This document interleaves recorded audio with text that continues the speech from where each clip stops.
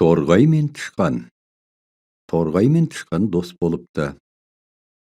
Екеуі бірігіп егін егіпті.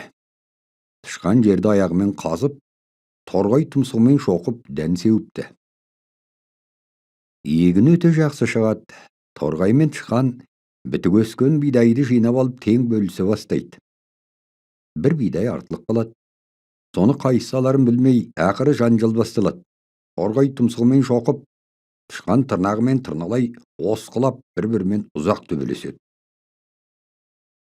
Маңайында арашалайтын ешкім болмаған соң бір кезде шаршап барып тоқтайды. Ақыры өздерінің билеріне барып жүгінбек болады. Алдымен тышқандар биіне келеді. Тышқандар биі бұл бидайды тышқан алуға тиіс. Өйткені тышқанның күші көп. Ол тырнағымен жер жыртып, ұртымен бидай септі дейді. Бұған торғай келіспеген соң тышқан екеуі торғайлар биіне келеді. Торғайлар биі бұл бидай торғайдікі, себебі торғай егінге түскен барлық құртты құртқан, үстінде ұшып жүріп егінді күзеткен дейді. Бұған да келісе алмаған соң торғай мен тышқан далада қой бағып жүрген бір шалға барады. Шал дәнді алып екеуіне тең бөліп береді. Бұған торғай да тышқан да разы болып өз жөндеріне кетеді.